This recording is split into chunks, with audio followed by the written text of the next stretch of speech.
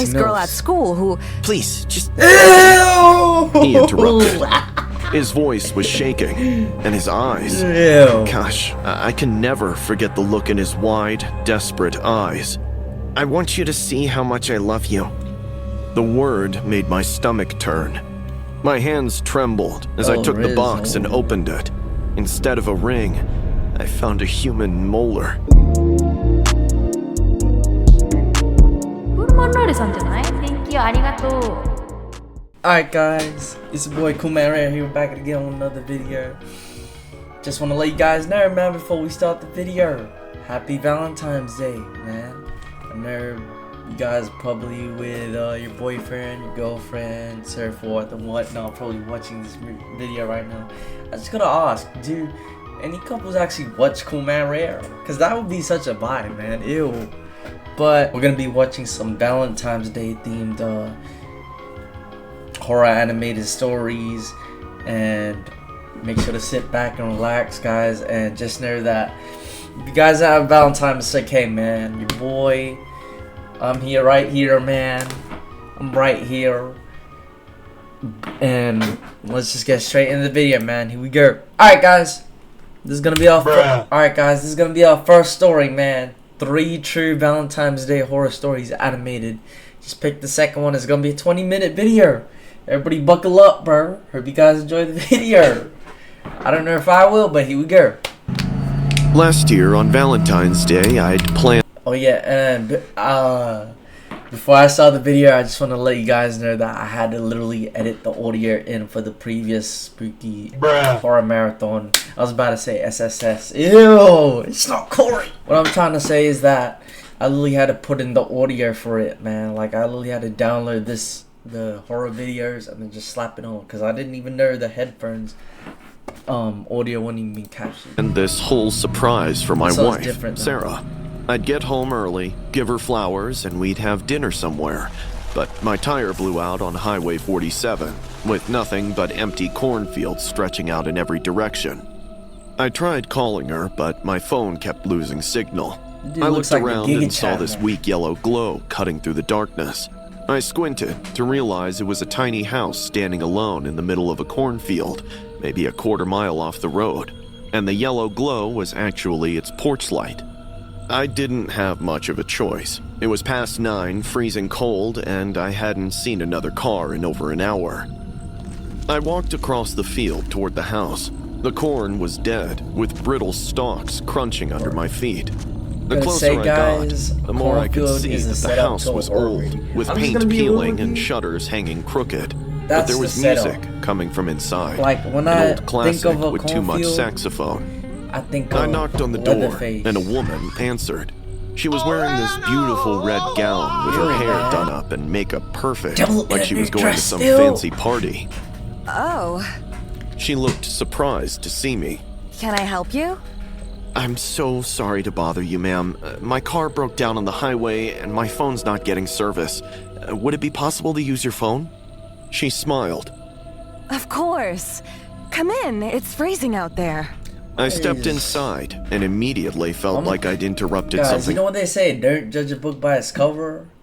I feel like judging the book by its cover right now. Just judging by, you know, the context, the contents of the book. The house was decorated for Valentine's Day with candles everywhere, roses and vases, and the romantic music playing from an old record player.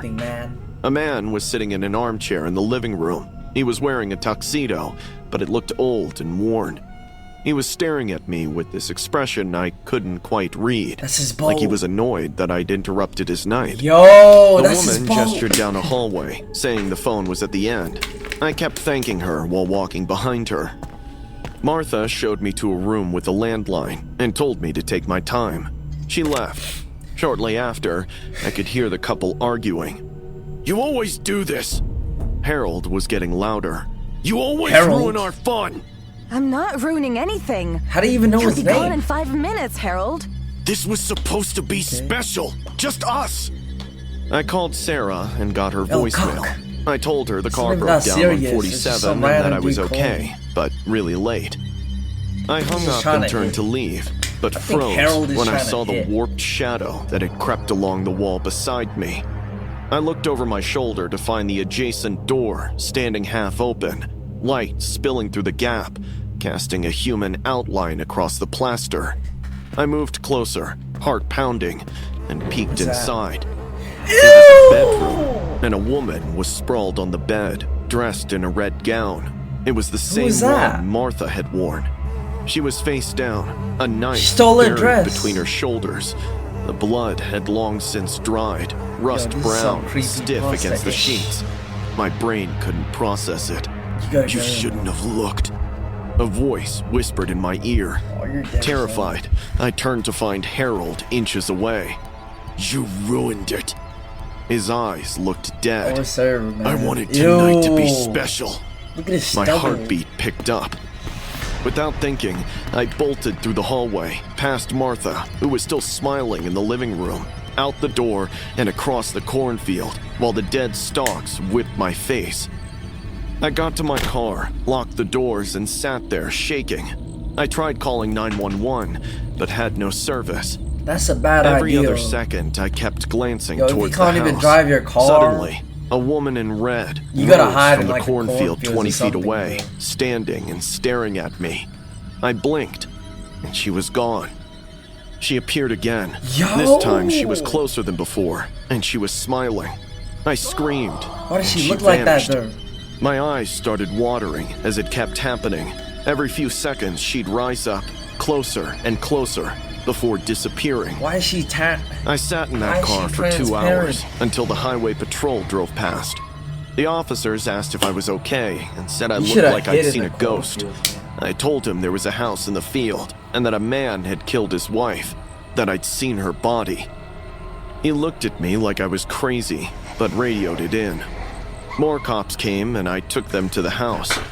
We walked across the field with flashlights. The house was there, but it was dark now. The officer tried the handle, and it was unlocked. Inside, everything was covered in dust. They found Martha in the bedroom with a knife in her back. Harold was in the bathroom with an empty pill bottle on the floor. An officer asked me when I was there. I don't know, 2 hours ago? They were alive and talked to me. He touched my shoulder. Sir, based on decomposition, these folks have been dead for at least 24 hours. I couldn't speak. More than 24 hours? The officer took my statement and helped me reach home. So what does that mean? The autopsy confirmed that the couple had been dead for over a day before I knocked. Those were their ghosts. Harold killed Martha on the day before Valentine's Day, then took pills. They'd planned a romantic evening and he snapped, and somehow they were still trying to have it. I think about it constantly, about how angry Harold looked when I interrupted, and Martha's smile. I still close my eyes and see her rising from that cornfield over and over, staring at me. My wife thinks I had some kind of breakdown from stress, that I imagined it all, but I know what I saw. Some people love each other so much they can't leave, even after death, and some people hate each other so much they're trapped together forever. I think Harold and Martha both. Ew, jump scare. Ew! They thought that shit could get me. Ew! Let me know if the comments I got you, man. Hold on, guys. Let me rub my eyes real quick for this second story, okay?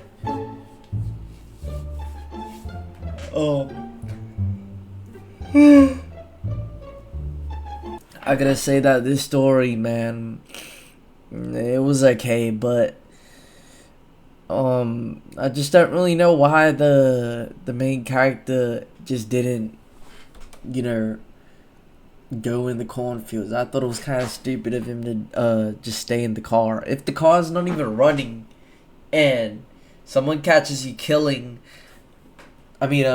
catches you witnessing their dead body, just saying, everybody, if you guys get in the situation, pray that you don't, man.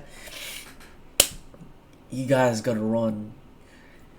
But you guys gotta think smart. If you can't run too much, then you gotta like hide like they do in the movies. My son, Bryce, you know what they say? 15. You can run, but you can't hide. Ugly ass. Alright, second story, here we go, man. Most teenage boys, he can be difficult sometimes. I love him, but there are days where he tests my patience. Story of a mom. Like the day I caught him with his buddies making fun of Oliver Cox in the school parking lot. Oliver type of was name this is that? scrawny kid with glasses so thick they made his eyes look huge. The other kids called him Creepy Ollie. You're a I'd bully seen him getting man. shoved around before, and it made me sick. Getting bullied So by. when I pulled up and saw Bryce with Jake and Tyler circling Oliver, Getting bullied doing by, this exaggerated limp Hold walk. on. You guys know what's that guy's name from the cartoon? Getting bullied by Danny Phantom, man, with Donald Trump's jawline. What the hell? Round Can't before, let that slide. and it made me And we sick. got Dustin Henderson right here from Stranger Things on the left. Ew, man. So when I pulled up And we and got saw Lucas right here, Sinclair, and we have Will Byers. I don't know why they actually kind of look like the Stranger Things characters. Bryce with Jake and Tyler circling Oliver Oliver, Cox, man. doing this exaggerated limp This ever walk, happens, man? I'd had enough. Anybody getting bullied, man, you know, most people say to tell like a higher person or a guardian or whatnot, and I guess it's cool that you could do that, bro, but I feel like at the same time you need to show where you're standing, man. Worst case scenario, I feel like if you do tell or snitch about it and someone gets in trouble, then I feel like bullying may worsen and it's gonna be much more subtle, if that makes sense. So the most natural thing to do, man, stand up for yourself. You know, maybe spin back with some pranks. All the kids watching on YouTube right now. I don't really know if I'm giving good advice. I don't know if you should try it, but that's just my professional, unsolicited streamer / content creating advice. I got out and marched over. My son's face went from smug to horrified in seconds, while his friends scattered. Bro, Mom, we were just... You were bullying your classmate. my child was a bully, Apologize. man. Now. Nah, my child would never be Bryce a mumbled bully. something But that if might they have were- been sorry. I turned to put a hand on his shoulder time to and get a flashed belt. him an apologetic smile. Oliver's face flushed with gratitude. Thank you for standing up for me. He kept flashing me this shy, Be all grateful alone. smile as I took Bryce to the car. Throughout the ride, Bryce wouldn't look at me. He kept telling me that I made a mistake by taking Oliver's, but I really didn't get why. It took Bryce a few hours to Man, come to bullying terms is with a- everything, but he eventually promised he would never bully another kid again. One says that bullying builds character. 3 weeks but later, on the I night... feel like I apologize for yapping too much, but I just want to speak my mind to it. I feel like that bullying is... It really varies on the person. If you get bullied, depending on the individual, you're either gonna like let that, you know, make you stronger and elevate you as a person. But there are just some people that won't take it as well and probably like stumble from it, and that's perfectly okay because we're all different and we all have different traits and reactions and personalities. I just feel like bullying should be prevented all in all. At a Valentine's Day, I was home alone. My husband was working overnight, and Bryce was at a sleepover. I was watching TV I don't know when how around this has to do 9:30 with the that. doorbell rang. I got up but couldn't see anyone through the peephole. I figured it was probably teenagers acting up again and went back to the TV. 5 minutes later, the doorbell rang again. It kept happening, over and over. By the 5th time, I was so She running annoyed like I that. threw the door open and yelled that I'm calling the cops. Just then, something moved in the bushes. I shone my phone's flashlight toward the noise, and a head popped up. It was Oliver. Yo! Hi, Miss Thompson. I'm sorry about the doorbell. I was nervous. He's a stalker, He was man. shivering in just a hoodie. Nervous about what? Does your mom know you're here? He shook Why are his you even head. here, His ganger? teeth were chattering. I welcomed him inside and gave him a cup of tea. Oliver, it's almost 10.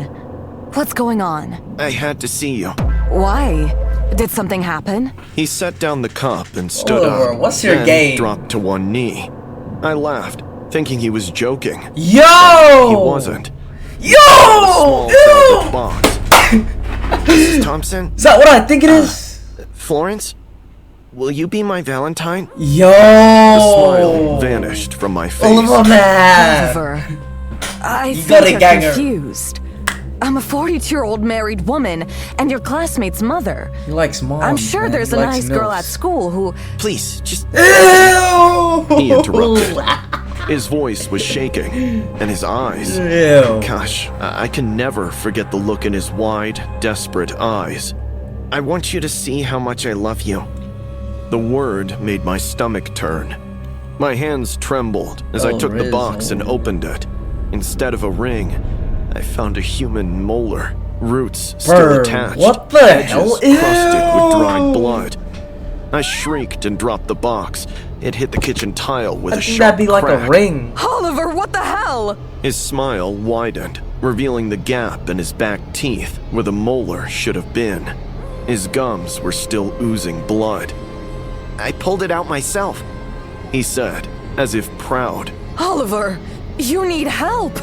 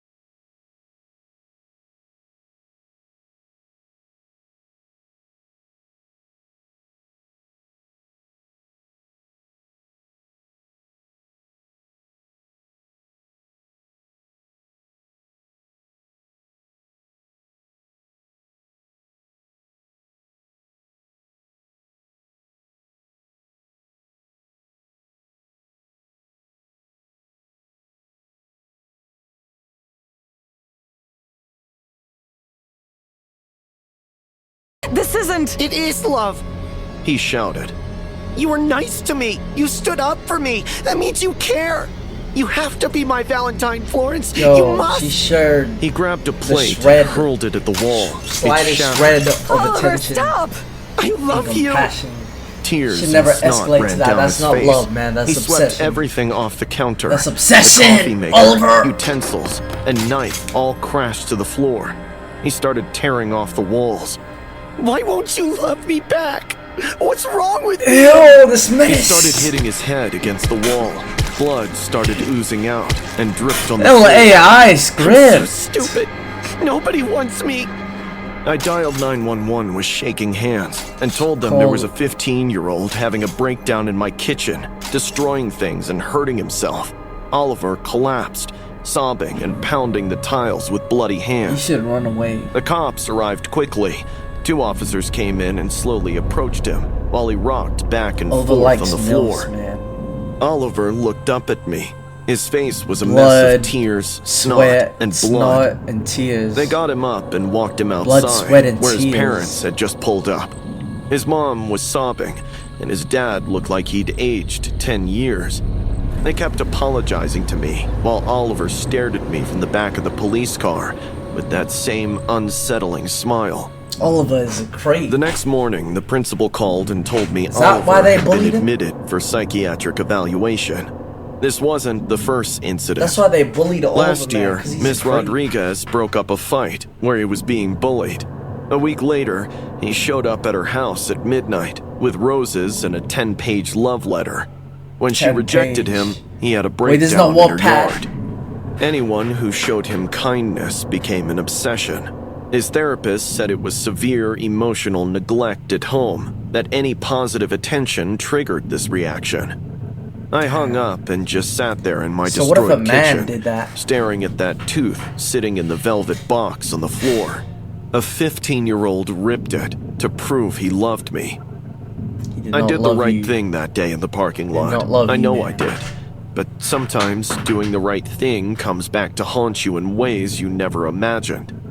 I think about Oliver sometimes and wonder if he's getting better. Wonder if he still thinks about me. Yo, that's my girl, man. You what? Oliver, what is he doing? Alright guys, second story. This one was way more engaging than the first one, I gotta say. I did not expect that plot twist. I thought it was gonna be something to do with bullying and, you know, maybe the dude getting a girl and whatnot, but no. Turns out he's obsessed. Okay, but I really like that story. That's my favorite right now. Let's see if the third one tops it.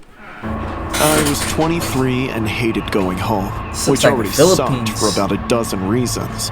But the absolute worst was my new stepsister, Megan. Mom had married her dad a year ago, and that Valentine's Day they were throwing this massive party to celebrate their first anniversary that I couldn't bail out of. On the surface, Megan seemed normal, with her pretty blonde hair and harmless smiles. But something about her unnerved me right from the start. During family meals, she insisted on sitting next to me and would randomly touch my arm or shoulder. In the hallway, she brushed past me even when there was clearly enough room for both of us. Sometimes I caught her staring at me too. I mentioned it to Mom a couple of times, but she just laughed. But a year had passed, and instead of getting better, it got worse. The party started around 8. Mom went absolutely overboard with everything red and pink. Heart-shaped balloons covered the ceiling. Candles were on every surface. Romantic music played from speakers in every room. The whole setup felt suffocating. I showed up because I had to, but my plan was simple. I'd stay for an hour, make some excuse about meeting friends, and get out. But then, this dark-haired girl, Daisy, walked in. She was visiting from college for the weekend, and was apparently one of Megan's old friends. We started chatting by the drinks table and just clicked immediately. Before I knew it, 2 hours had passed, and I'd completely forgotten about my escape plan and Megan. Around 11, Daisy's phone rang. She excused herself to take the call. I grabbed another beer and was scrolling through my phone when I felt that familiar crawling sensation. I looked up to find Megan standing right in front of me. I hadn't heard her approach. My palms started sweating. Her smile looked off, stretched too tight across her face. That's the forest smile if I ever seen one. She purred with a fake grin. Please, Ryan. It's important. Something in her tone made my stomach drop. About what? She grabbed my wrist and pulled me toward the hallway. Ew! Her grip was surprising. What is that animation? My wrist and pulled me toward the hallway, away from the crowd. Ew! She grabbed my wrist and pulled me toward the hallway. Goofy ass animation, man. Away from the crowd. Is that? Her grip was surprisingly strong. Damn. When we were alone, she stopped and turned to face me. Her hands were trembling and she wouldn't look away. I need to tell you something. I've been trying to say it for so long, but I couldn't find the right moment. Megan, what's going on? Next line is she wants you. I'm in love with you, Ryan. I've been in love with you since the day our parents introduced us. I know you feel it too. I see the way you look at me. My blood went cold. Megan, what the hell? You're my sister. I'm not. We're not related by blood. I'd ask Dad to divorce your mom. She saw, stepping closer. I've been waiting. I'm gonna say the rose is kind of weird, but if she's not related to you in a sense of blood, And if you guys are the same age... Oh, hell no! For you to say something, to make the first move, but you never do. So I'm saying it now. Am I what I just said, love bro? you, But Ryan. just think about it in your head. This is wrong. It won't ever happen. Get away from me, Megan. Please, Ryan. We're meant to be together. Is it because of Daisy? Did she... You're insane. Just get away from me. I turned and walked away before she could respond. My hands were shaking badly, and I felt nauseous. I went around the side of the house where no one could see me and pulled out the cigarettes I'd been trying to quit. I lit one with trembling fingers, trying to calm down and figure out what the hell I was supposed to do, when suddenly a scream ripped through the night. It was high-pitched, terrified, and unmistakably familiar, Daisy? and it was coming from the woods behind our house. I dropped the cigarette and ran, crashing through the trees with my phone flashlight barely cutting through the darkness. The branches This is gonna be very random, but I just gotta say, guys. A lot of MFs on TikTok care about AI, but I never really hear anything about smirking. Apparently smirking is bad for the environment, but it's not as voiced as AI. And I think AI is hated probably because of how it can steal art, and it probably presumably supports like illegal content, or from what I'm hearing. But I just feel like it's too like big of a fuss that people are making about compared to AI. You know what I mean? I mean, smirking too. Like, how can you say you care for the environment if people smirk? You know what I mean? That's just some food. But I didn't stop until the clearing gave way and I could spot two figures in the dark. Daisy was on the ground with blood flowing dark and thick beneath her head. Megan stood over her, gripping a jagged rock with both hands. Blood covered the stone and spattered across Megan's face, her pink dress, and arms as she brought the rock down, hard. Ryan is mine, Megan was saying over and over as she kept striking Daisy again and again. Her out in the woods. My legs wouldn't move. My brain couldn't process what I was seeing. Megan looked up and locked eyes with me. She was grinning ear to ear. She was trying to take you from me. But you're mine, Ryan. You've always been mine from the first moment I saw you. Something in me finally snapped. I stumbled backward and ran toward the house, screaming for help. Mom and her dad came running, followed by the guests. I couldn't form words, just pointed toward the woods with a shaking hand. Someone called 911. My legs gave out and I collapsed on the deck, unable to stand or breathe. The cops found Megan in the woods, She's still still kneeling beside slamming Daisy's her. body.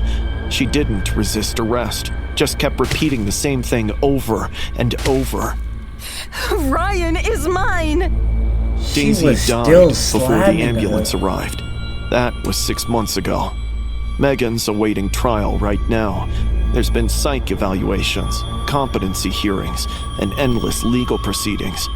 My mom and her dad divorced 2 months after it happened. We don't talk about that night, or anything anymore. But the letters keep coming every single week, with the same message every time. You gotta watch out. I'm still waiting for you, Ryan. You really have to watch out when she goes out of prison. You're mine. Forever. I've moved twice since it happened and changed my number 3 times. Where you live. The trial's coming up soon. They want me to testify about everything. I'll do it. I owe that much to Daisy. I just keep hoping that when it's finally over, when Megan's locked away for life, the letters will stop. But deep down, I don't think they ever will. Because in Megan's mind, I'm still hers. I've always been hers. And no prison wall is gonna change that. Alright guys, that was the end of the third story. That was crazy, man. I gotta say they did that thing with the third story. I really enjoyed how it went, and overall this Valentine's Day video was kind of great. I really had fun reacting to it compared to the first one. I gotta say the second one was my favorite. The one with the kid. He was trying to get the mom. Yo, I say this is a really great watch, great reaction. And I'll be editing it a lot. But anyways, guys, make sure to like, subscribe, and share if you guys are new, man. And we're gonna be doing more of this reaction type of thing going on. And I gotta post some horror games playthroughs. Just did this game. It's called Five Nights at Epstein's. I feel like it's gonna get views because of recent times, like what's been going on lately. But yeah, make sure to stay tuned for that. Catch you guys later. Be sure to join the Discord in the description, and maybe the Twitch, man. And yeah, we out. Everybody have a good day, good night. Happy Valentine's Day.